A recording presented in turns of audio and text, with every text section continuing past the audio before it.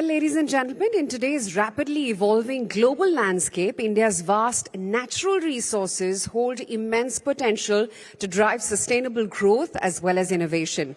And unlocking and harnessing these resources effectively can fuel economic development in various sectors.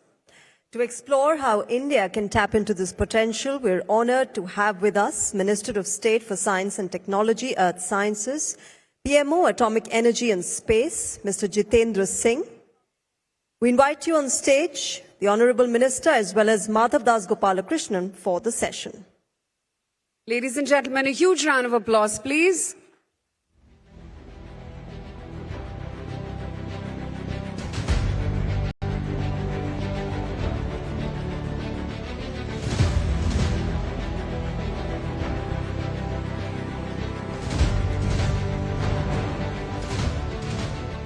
Welcome, sir. Madhav, over to you. Thank you so much, Shreya, as well as Aisha. Dr. Jitendra Singh, thank you so much for joining us this evening. The subject of this discussion is a very broad-based one. How can India unlock her natural resources to the future in terms of creating growth? It's a very broad-based question, and the ministry that you handle, Earth Sciences, will play a very key role in coming days in that area. Would you like to elaborate? No, thank you, Madhav. At the outset, I have to thank you for making me a part of this. And I'm glad you asked that because we are these days quite often heard talking about 2047 India, Viksit Bharat 2047. And yes, we feel proud doing so. It also sounds very romantic talking about it. But if you see from the scientific point of view, I think the question that we should be asking ourselves is that where are we going to add the value from to reach that pedestal?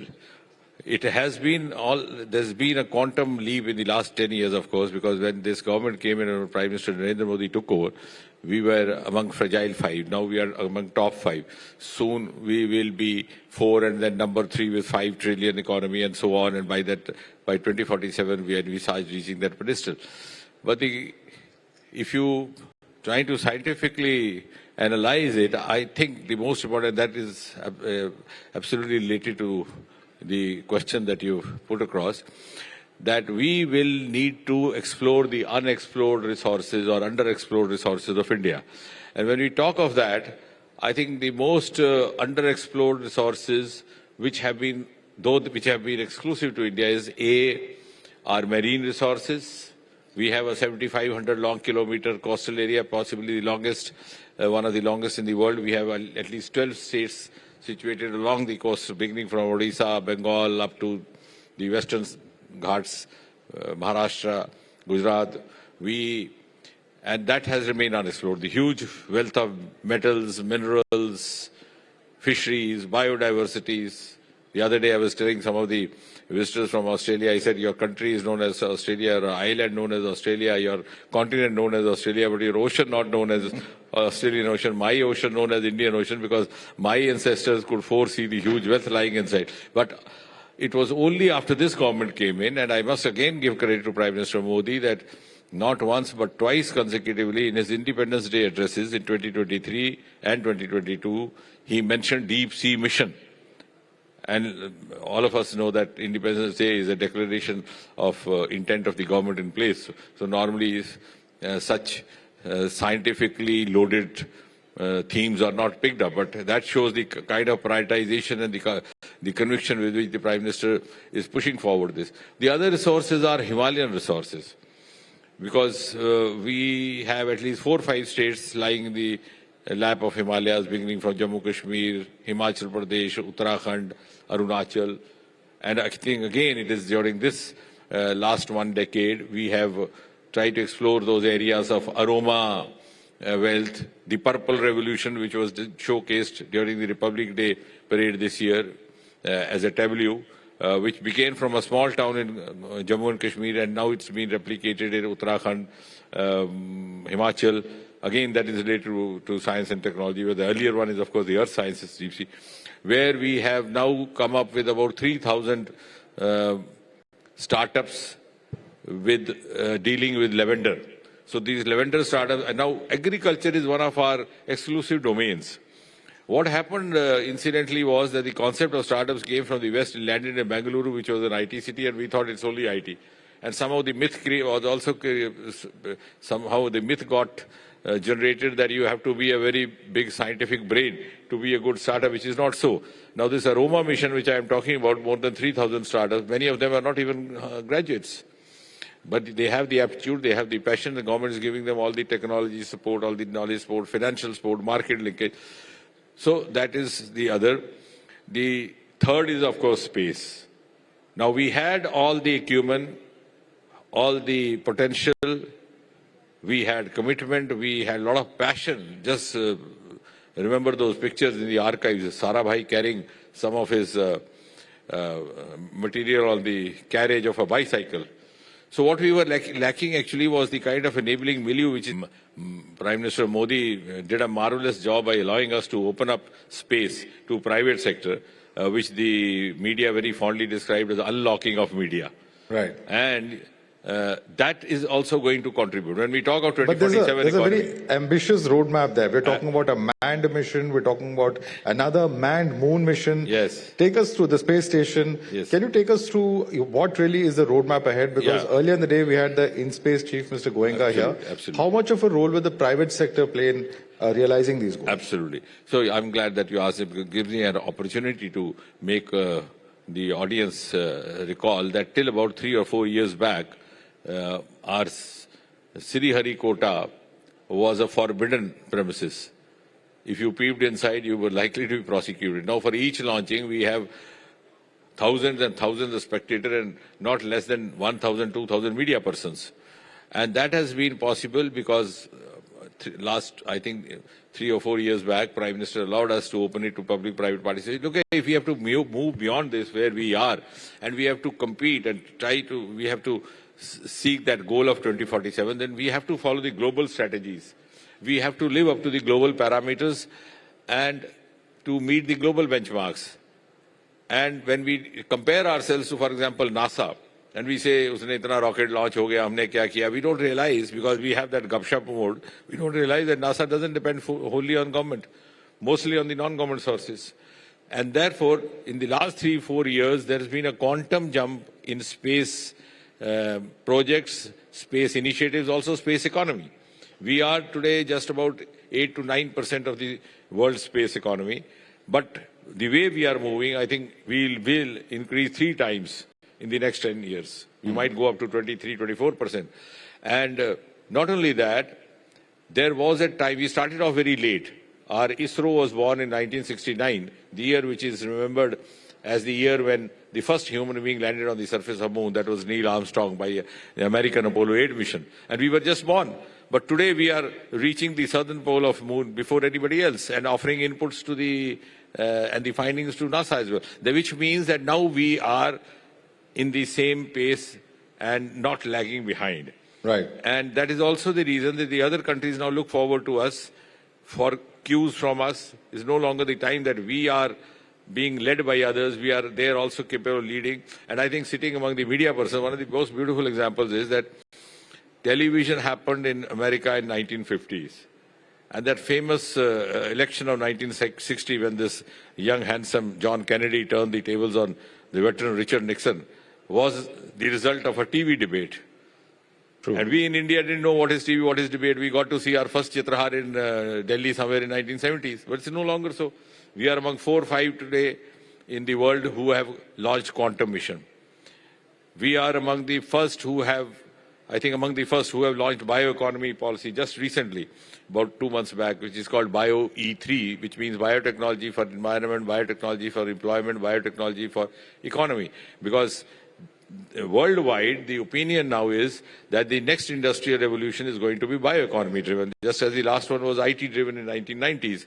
So it's entirely going to be circular economy, biodegradable things, fuels from the other sources, and we are already into it. So we are no longer behind. So when we talk of space, you will be amused to understand that so far we have launched as many as 432 foreign satellites, European and American satellites from Sriharikota. Out of which, I don't wish to be modest, saying that out of 432, 397 have been launched after Modi came. in the last 10 years. So that means more than 90. That's a very, very interesting. So we have been very, so very forthcoming. interesting statistic. And if you see in the term of economy, we have earned 292 million European euros from launching of the European ESA satellites. launches, out of which as much as 260 were earned after 2014. Right. In the last 10 years of Prime Minister Modi. So Right. again 90%. And if you see the Americans, because as I said, we started off our journey when America was already on moon in 1960. But today we have earned as much as $172 million from launching of American satellites, out of which again $157 million were earned after Modi came. So you can see the manner in which our space economy is going up. So A, space, B, our marine resources, C, our Himalayan resources, which of course also includes the agriculture. So these were the resources which were very exclusively India's, but they remain unexplored or underexplored.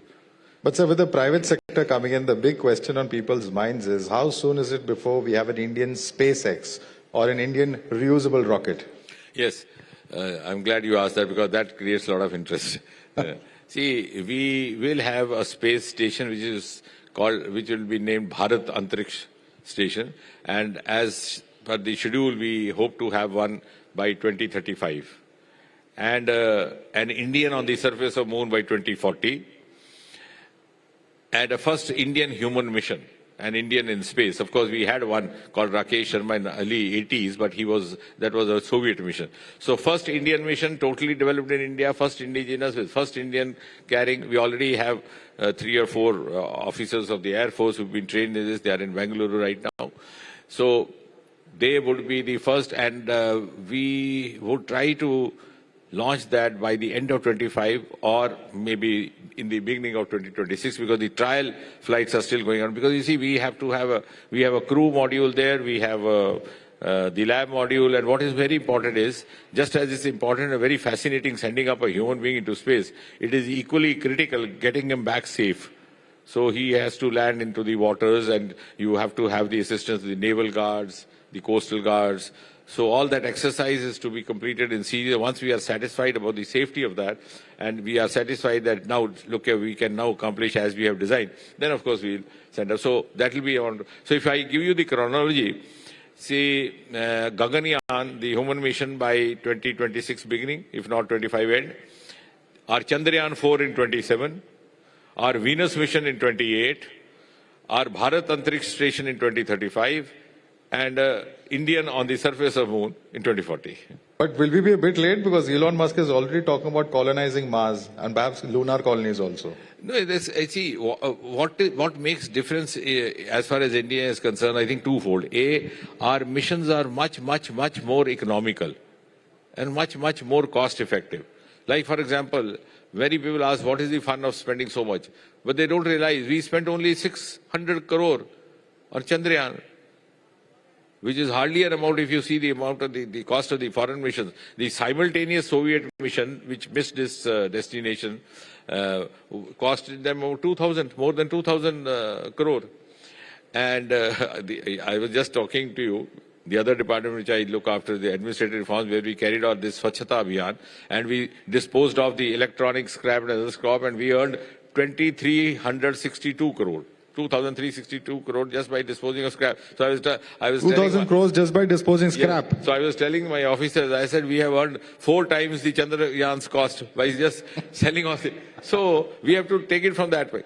So our missions are cost effective for the reason which I was spelling out a few moments ago, that we have a lot of human resource. We may be lacking financial, but we make up for human resource. Like we have the kind of Sarabhai, and that legacy continues. Now, why our mission takes so long? We took about a month or so to reach Moon when we sent this Chandrayaan, because we go like this in circles. We start from a smaller orbit, then go to a longer orbit, then finally we go to the outermost orbit, and then when we are out of the influence, the gravitational influence of the orbit, then we take a jump, get into the next orbit of the Moon. So it's just like driving your car on a slope, switching off your petrol to save the petrol. So we are very good at doing that. Right. So we have actually done there also. So if you have to shoot across, piercing through the orbits against their gravitational forces, then you would need many times the more fuel. So I think our scientific experts and the scientific talent and our cerebral attributes are much more higher, richer compared to them. So that's what makes up and secondly, our space technology is not only confined to the launching of rockets. We are using it extensively in the construction of smart cities, in unmanned railway tracks, in roads, buildings, agriculture sector. We have produced as many as about 70 mutagenic crops through atomic energy. See, we are using atomic energy and space, both for just as space being used for railway tracks, etc., we are using atomic energy for producing for mutagenesis of crops. So both these sectors, which are considered to be little distant, are being under this regime used more for bringing in ease for the living of citizens.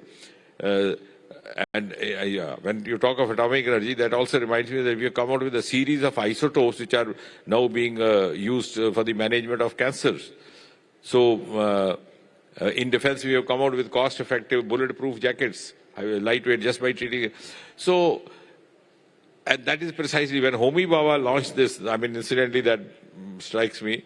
When Homi Bhabha launched his nuclear program, there was some amount of controversy because Hiroshima had just happened less than a decade back. So everybody thought that India is now being mischief, looking up to that kind of a... So Homi Bhabha made a public declaration that our nuclear program will be dedicated to peaceful purposes. I think now under Prime Minister Modi, we have indicated his vision. And so also space. Our space technology is now become a household... it's entered every Indian household. Yes. Not for reasons of launching rockets, but for other reasons. Hugely in communication sector, in navigation sector, disaster management. I was going to ask you that. Are we planning, we've not yet approved Starlink. Are we planning to launch some kind of a satellite internet service such as that? An indigenous one perhaps? Is that on the cards? No, we are into a communication in a big way, and we are with each next mission improving upon that. So, and in fact, we had the record of launching 144 satellites in a single go, which is a world record. Many of them were meant for this purpose. So, when we have a communication satellite, a navigation satellite is used for a wide spectrum of purposes, including the television network, disaster management, disaster forecasts, or other things. I mean, it has multiple purposes, even for mapping of the farms, the lands. When we say that we are trying to have, we are seeking a governance which will be citizen-centric, and citizen would be the master of his own governance. It's again the space sector which is going. This beautiful program called Swamitva program, launched again by this government, where you can do the mapping of your farms, your land, without seeking the support or assistance of a revenue officer, by the use of space technology and by the use of drones. So even drones have been deregulated. Similarly, if you go by the crime detection, those illegal mining, many of the places now again space technology is coming handy. So I think in more ways than one. It's no longer only the launching of rockets. Right. Launching of rockets is important because you can't leave the space to others. So you have to occupy the space as you can't leave any other space. And also for geopolitical reasons. So, and also to realize, to make the world realize that, look here, you can also do it. But India has also created a beautiful role model of using both space technology as well as nuclear power, nuclear energy for purposes other than what it appears to be alone. Right. For utilization in bringing in ease of living for a common citizen. Right. So I must ask you a few questions about your home state of Jammu and Kashmir in the recent assembly elections, which were the first elections after the abrogation of Article 370. The BJP and its allies did not do too well. What would you attribute as the causes to that? No, I would not say it didn't do well. In fact, the BJP performance has been better than ever before in Jammu and Kashmir. Our vote percentage is also increased. In fact, we received the highest vote percentage, higher than the ruling party. And that's been possible because some of the seats we lost by just very small margins. And we improved our vote share tremendously in the Kashmir Valley, where it was a taboo. You could not even utter the name of Bharatiya Janata Party, leave alone carry its flag. Now the campaign there presented almost a similar scene as elsewhere in the country. So we have come a long way in Jammu and Kashmir, and our presence is felt. Our vote share has increased, and people are now across these sections looking up to BJP as a party, because not much of misgiving was being created about Bharatiya Janata Party, not only in Jammu Kashmir, also in Northeast. Because when I went to Northeast, I was made charge of that somewhere in December 2014, and I was there for 5, 6, 7 years. The report in the newspapers would be, a minister from India has come, a leader from Delhi, and the boys and girls from there would be hesitant to come to Delhi because all kind of reports that you would see in media that somebody not being treated well or not being conducted well by peers here. But now you see entire tourism sector, entire hotel sector is full of the Northeast boys and girls.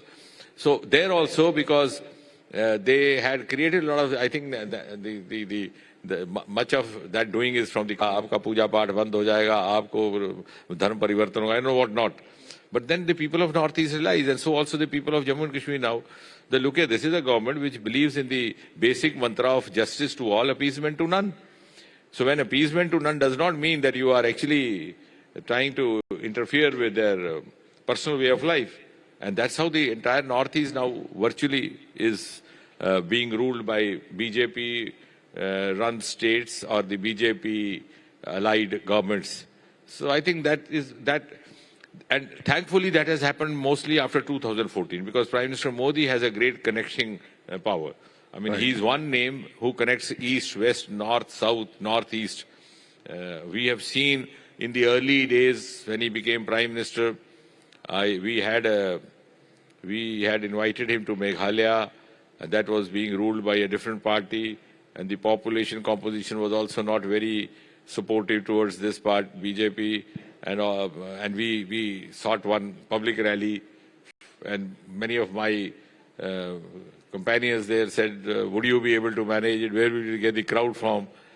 Do you have to arrange transport from the neighboring states? Because somebody as big a person as Modi is arriving, so you issue a prestige. But you would be surprised when Prime Minister Modi landed there with small school children dressed in their beautiful uniforms, holding hands, making a human chain. All those Christian schools there. So that is the connect.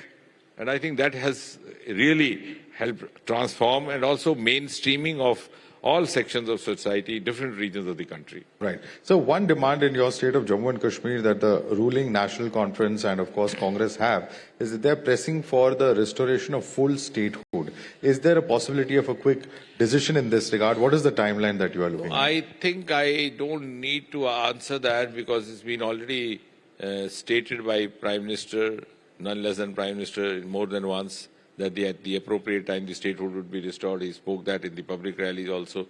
Home Minister has spoken about it at the floor of the House. I don't think there's any propriety or any need to add to what has been said by the Honourable Prime Minister and the Honourable Home Minister. So I think we have every reason to trust them and to believe in what they say. Right. So when you look at BJP's representation within the Kashmir Valley itself, one of the reasons cited is that there's lack of adequate representatives there. But one of the paradoxes is that you have a member of parliament today who is actually somebody who has been jailed under UAPA, that is Engineer Rashid. How do you justify this kind of paradox that exists? I think there's so many dynamics operating during an election time, and I would not like to get into that because all said and done, he's been elected by the people, so he's there. But of course, sometimes it's a vote of sentiment, and which is also sometimes followed by regret. So I can't spell out how will this phenomena last or how will it shape up. Right. So last several months, both before and after the election, we have been seeing a surge in terrorist attack. Security personnel and civilians have lost their lives. What really is the strategy to counter this? Because particularly we've seen a lot of activity in the Jammu region, where was traditionally not as active in terms of the militants as we had seen in the Kashmir region previously. Yeah, I think if you go into the genesis of that, what happened in the least recent months was with the tremendous pressure on the terrorists. So, faced by that heat, they try to shift focus to the Jammu region. Now, the difference topographically between Kashmir Valley and Jammu is that Kashmir is more of a plain area. It's more of plains. Whereas in the Jammu region, you have hills, you have rivers, you have rivulets, you have nalas. So there are a lot of potential hiding places also. And when they shifted over initially, maybe our security forces had to then revise the strategy and then also deal with them. But I think now it's been taken care of. But by and large, these incidents happening occasionally, I do not think follow the pattern of militancy or terrorism which has happened in the last 30 years. Because by and large, it's quite a compatible atmosphere, and I think that is evident from the fact that we have as many as 2.5 crore tourists. Now, I always say that a tourist visiting the Kashmir Valley is the biggest testimony, because he would not believe what the media is saying. He would not believe what a minister is saying. He would not believe what a political government is saying. If he has to carry his family for a holiday, he'll try to verify from his own sources. He'll call up one of his colleagues, one of his friends there, one of his relatives there, one of his acquaintances there, and ask him, "Bhai sahab, bachon ko lekar aana hai, halat hi hai ki nahi?" Only then he would move. He would not risk the life of his kith and kin. So if 2.5 crore tourists, and it was amazing last year, even the home tourism had got exhausted because there was no place in the houses. Now Kashmir was not very well known not much known for home tourism. Home tourism was prevalent in Northeast, but not because there the tourists preferred staying in houseboats, in huts, in the suburbs. But so such a heavy rush that the home tourism also came into play, and the houses also got exhausted. So I think things are fast moving out, and the kind of development that has happened in the last 10 years is actually making the people realize, even the common man walking in the streets and lanes of Srinagar city wants to have peace, because he's seen 3 generations being lost at the altar of all those myths created by these vested interests, the so-called Azadi, etc., which he now realizes was something meant to benefit a handful of those who wanted to continue their supremacy either in the seat of power or relevance, whereas the common man lost out. And mind you, common youth of Kashmir is very, very aspirational. You see the civil services exams, you see the industry, you see the young boys and girls are always very, forward-looking and very aspirational. So they can see how many opportunities, avenues have been unfolded across the country after Prime Minister Modi came, and they don't wish to miss the bus. So I think that also has made a change and sought to bring a change of heart. Well, aspirational youth, certainly, of course, youth carry with them a lot of hope, and certainly hope that's the case with Jammu and Kashmir as well, sir. Thank you so much for joining us this evening. Thank you, Madhav. I enjoyed it. Thank you.